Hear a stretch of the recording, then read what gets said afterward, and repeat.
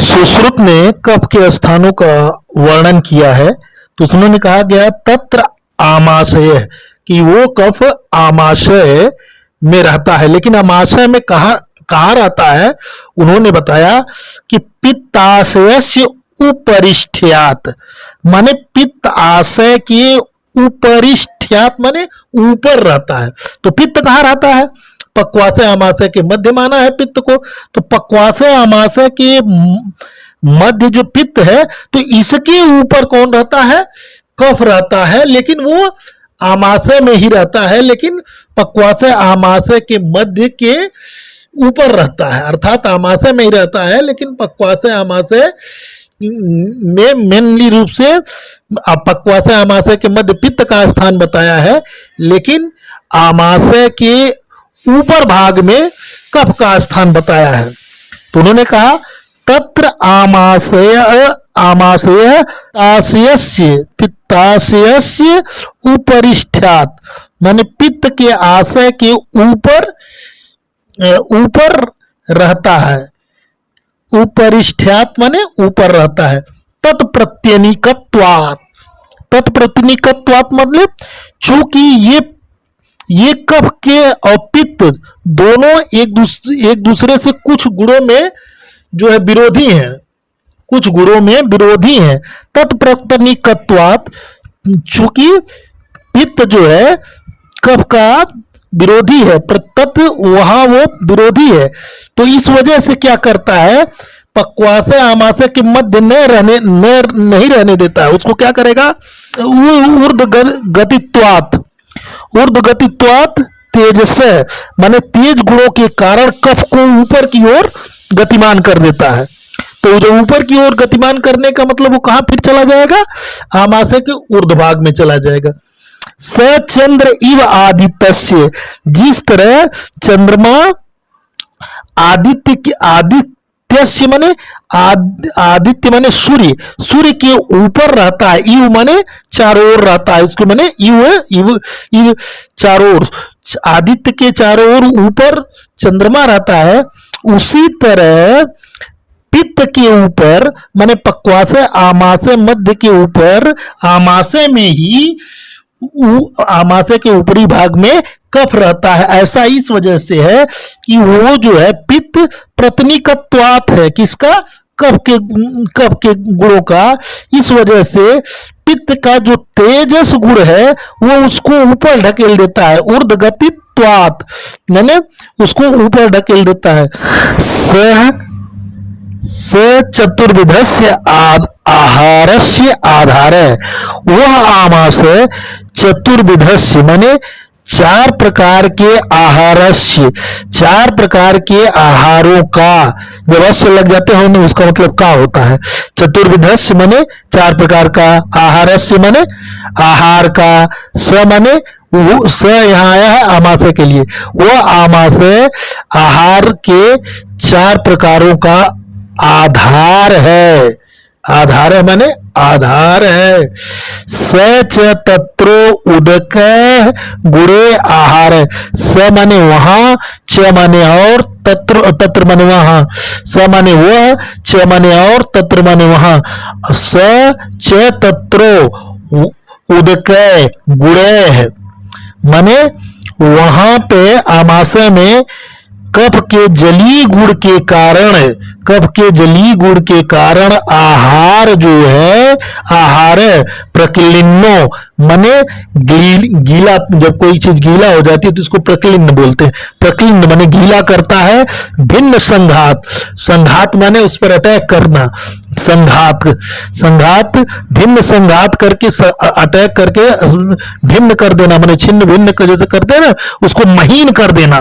भिन्न संघात सुख जरस्य भवति, क्योंकि दोनों वर्ड में अश्च लगा हुआ है, तो सुखस्य और जरस्य माने सुखपूर्वक पाचन योग्य, भवति माने बना देता है या हो जाता है, या भवति माने कर देता है। प्रत्यनीकत्वात् माने विरोधी होता है। प्रत्यनीकत्वात् माने विरोधी होता है, माने पित्त जो है कफ का विरोधी होता है। अब आगे की लाइन में बताया है माधुर्यात्, माधुर्यात् माने मधुर होता है। पिछिलत्वात्, पिछिलत्वात् माने चिपचिपा होता है। च प्रक्लेदित्वात् माने, प्रक्लेदित्वात् माने उसको गीला करता है। तथैव च माने और क्या करता है। उसके बाद यहां बताए आमाशये संभवति श्लेष्मा मधुर मधुर शीतलम, माने आमाशय में श्लेष संभवती, भवती माने हो जाना, संभवती माने सम माने समान रूप से, संभवती आमाशय संभवती माने आमाशय में समान रूप से हो जाता है क्या, श्लेष्मा मधुर और शीतल। तो श्लेष्मा आमाशय संभवती माने संभवती, संभवती समान हो जाता है। श्लेष्मा आमाशय, आमाशय संभवती श्लेष्मा मधुर शीतल है, माने आमाशय में समान रूप से, भवती माने हो जाता है, कफ जो है आमाशय में जो कफ है वो क्या हो जाता है, मधुर और शीतल हो जाता है। ठीक है। स तत्रस्थ एव स्वशक्त्या शीशाणाम श्लेष्म अस्थानानाम शरीरस्य, स माने वह कौन, क्लेदक कफ, तत्रस्थ माने आमाशय में स्थित होकर, एवं स्वशक्त्या माने अपनी शक्ति से, शेषाणम माने शेष कफों को, जो क्लेदक कफ के अलावा जो और कफ हैं जैसे अवलंबक है, तर्पक है, बोधक है और श्लेष्मक है, बाकी कफों को के जो श्लेष्म स्थानानाम जो श्लेष्म के स्थानानाम है, जो श्लेष्मा के स्थान के नाम है, शरीरस्य में, शरीर के अंदर जो शेषाणाम श्लेष्म स्थानानाम शरीरस्य, शरीर के अंदर जो शेष श्लेष्मा के स्थान हैं उनको अपनी शक्ति से आमाशय में स्थित रहकर वह क्लेदक कफ अपनी शक्ति से च उदक कर्मणा, उदक कर्मणा माने जलीय कर्मों के द्वारा, च उदक कर्मणा, उदक माने होता है जल, उदक कर्मणा माने जलीय गुणों के कारण अनुग्रहम करोति माने और दूसरे कफों का उपकार करता है। अनुग्रह कहते नहीं तो कहते हैं हमें अनुग्रहित करिए, तो माने अनुग्रहम करोति माने उपकार करता है। उरस, अब फिर उसके बाद बताया दूसरा कफ अवलंबक कफ के बारे में बताया, अवलंबक कफ के बारे में बताया उरस्थ है, उरस्थ में छाती में स्थित रहता है अवलंबक कफ। सत्रिक संधारणम, सत्रिक संधारण माने वो त्रिक का संधारण करता है। अब त्रिक माने क्या होता है, तो त्रिक को आचार्यों ने, कई आचार्यों ने अलग अलग माना है। डल्लड़ ने कहा है त्रिक सिरो बाहु द्वय संधान स्थानम, माने जहां सिर और बाहों दो जहां संधान करते हैं उसको त्रिक स्थान बताया डल्लड़ ने। इंदु ने बताया त्रिकस्य बाहु ग्रीवा संयोगस्य, जहां बाहु और ग्रीवा का संयोग होता है उसको त्रिक स्थान बोलते हैं। हेमाद्री ने कहा मेरुदंड का अधोभाग, तथा अन्य मत में हृदय और फुफ्फुस को लिया गया है। तो ये त्रिक का स्थान बताया गया है, लेकिन मैं त्रिक को वही मानूंगा जो विषय से सटीक बैठता हो, तो वो सटीक बैठ रहा है हृदय और बाहु और ग्रीवा के संयोग स्थान को, जिसको जो है डल्लड़ और इंदु दोनों ने माना है, वही हम त्रिक का स्थान मानेंगे। तो उरस्थ है, उरस्थ माने उर में अवलंबक कफ रहते हुए त्रिक स माने वह त्रिक संधारणम माने बाहु ग्रीवा और सिर का हृदय फुफ्फुस, जो लोग अलग अलग जो भी माने हैं, हृदय फुफ्फुस बाहु ग्रीवा सबको संधारण करता है। आत्मवीर्येण, और अपने वीर्य से, कौन, श्लेष्मक अवलंबक कफ अपने वीर्य से अन्न रस सहितेन, और अन्न रस के द्वारा और अपने वीर के द्वारा, सहितेन माने अन्न रस के द्वारा भी और आत्मवीर्येण माने अपने वीर के द्वारा भी हृदय का अवलंबन करोति, हृदय अवलंबन करोति माने हृदय का अवलंबन करता है। कौन? अवलंबक कफ हृदय का अवलंबन करता है माने सपोर्ट करता है, उसको हृदय को मजबूत करता है, उसको हृदय में सपोर्टिंग नेचर करता है उसका। अन्न भी अन्न रस सहित मतलब आत्मवीर्य अवलंबक कफ अपने वीर्य से शक्ति से और अन्न रस की शक्ति से, दोनों की शक्ति से वो जो है हृदय का सहितेन माने दोनों के सहित सहितेन हृदय का अवलंबन करोति। और कहाँ रहता है? उरस्थ सत्रिक संधारणम, और उर में रहता है, तथा स माने वह त्रिक संधारणम त्रिक का संधारण करता है माने धारण करता है। संधारणम माने संधारण माने उसका धारण करना। त्रिक को बताया शिरोबाहु का जहां संधान होता है वह स्थान, बाहु ग्रीवा का संधान स्थान बताया, कुछ लोगों ने हृदय फुफ्फुस बताया, हेमाद्री ने मेरुदंड का अधोभाग बताया। फिर उसके बाद बोधक कफ के बारे में बताया कि बोधक कफ बताया जिह्वा मूल कंठस्थो, फिर अस्थो लग गया माने जिह्वा के मूल में और कंठ में स्थित रहता है। कौन? बोधक कफ। जिह्वेन्द्रियस्य, जिह्वेन्द्रियस्य माने जो जिह्वेन्द्रियस्य माने जीव इंद्रिय का, अस लग गया माने ने जीवेंद्री का सौम्यत्वात्, जो सौम्यत्वात् माने जली गुण से जीवेंद्री को जो है सम्यक रूप से रस का ज्ञान कराता है, वर्तते, वह जो है बोधक कफ कहलाता है। तो जीवा मूल कंठस्थो माने जीवा मूल में उसका स्थान बताया।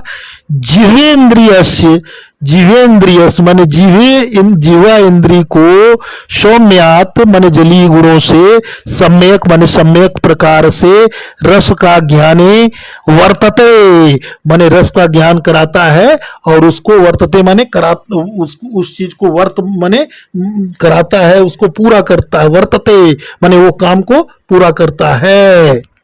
फिर उसके बाद बताया है उन्होंने सिरस्थ।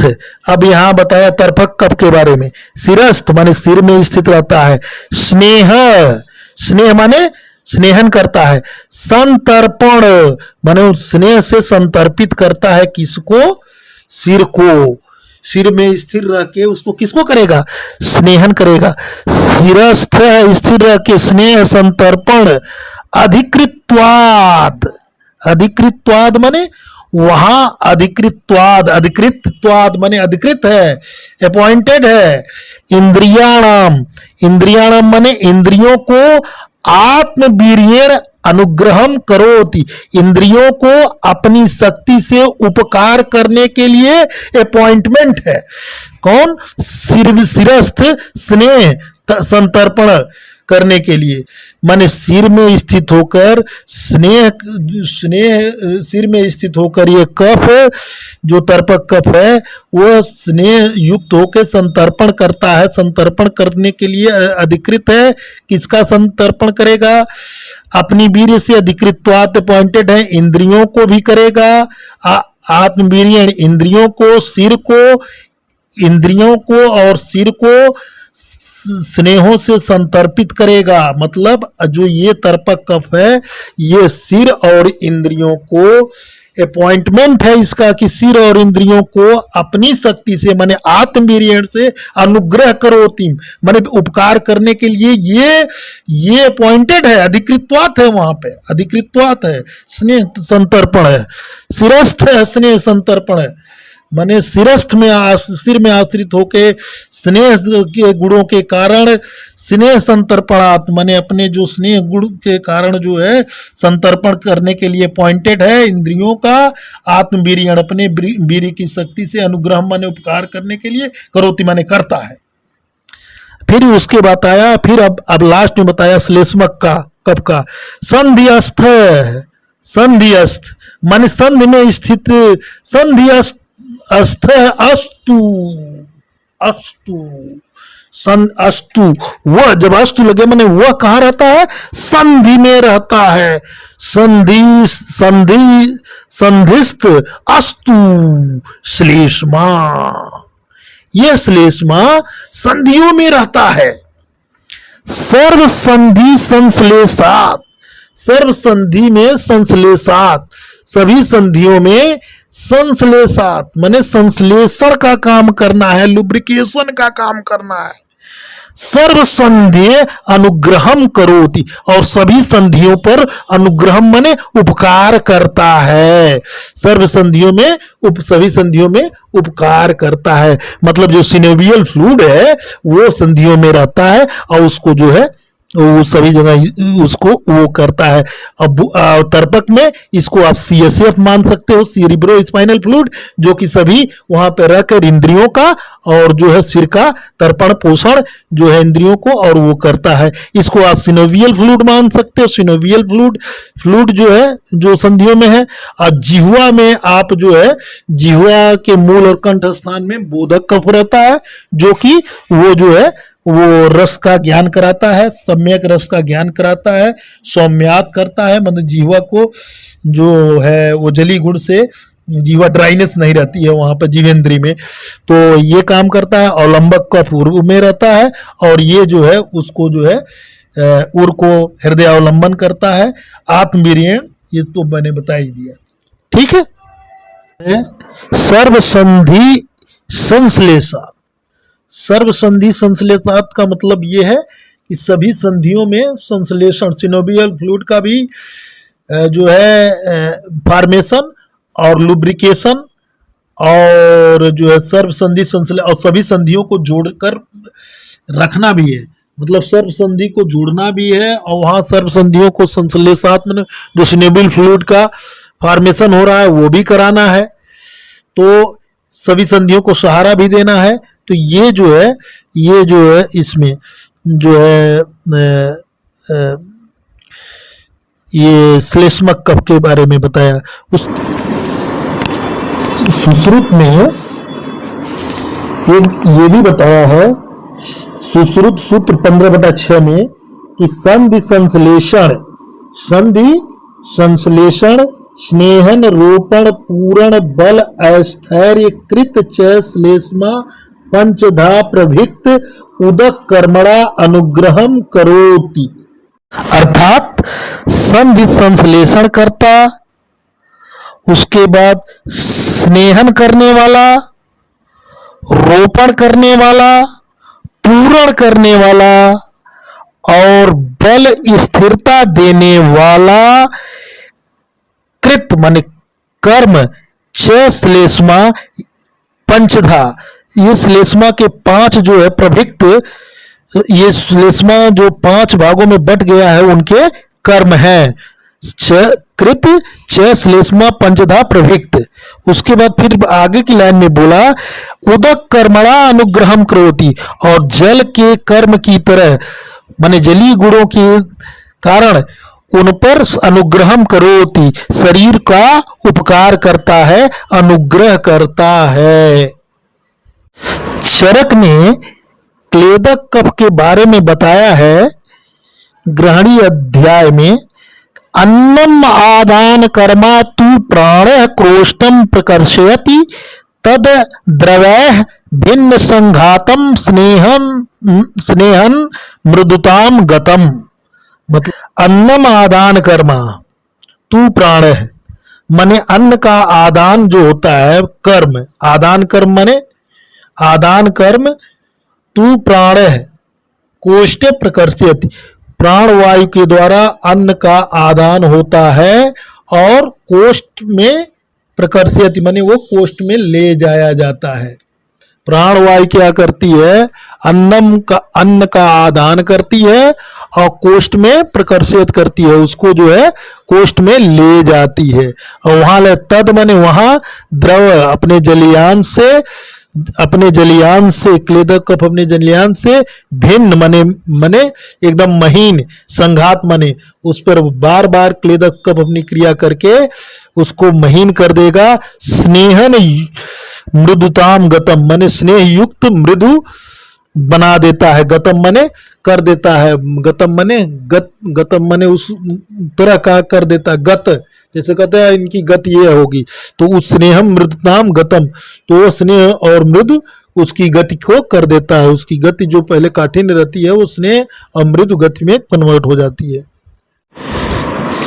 स्नेहनम सुश्रुत ने शारीर 7/13 में बताया है कफ के गुणों के बारे में कि स्नेहनम अंगेशु माने अंगों में स्नेहन करता है, संधि नाम अस्थैर्यम संधियों में स्थिरता ले आता है, बलम उदीर्णम बल को बढ़ाता है, उदीर्णताम माने बलों को बनाए रखता है या बलों को बढ़ाता है, उदीर्ण करता है, उदीर्णताम बलों को बढ़ाता है।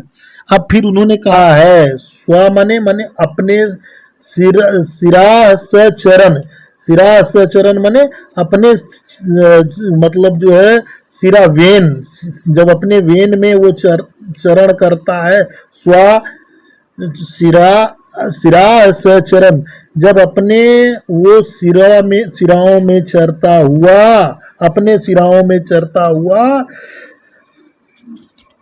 गुण आमश्य पिबलास जब वह कफ आमश्य गुणों से युक्त हो जाता, बलास माने कफ होता है, जब वह कफ आमश्य गुणों से युक्त हो जाना, अपि माने भी, गुण आमश्य भी बलास माने जब कफ आम के गुणों से युक्त हो जाता है अर्थात दूषित हो जाता है, तो वह स्व सिरा सचरण वो अपने सिराओं में चरता हुआ, करोत अन्यान माने नाना प्रकार के रोगों को उत्पन्न करता है।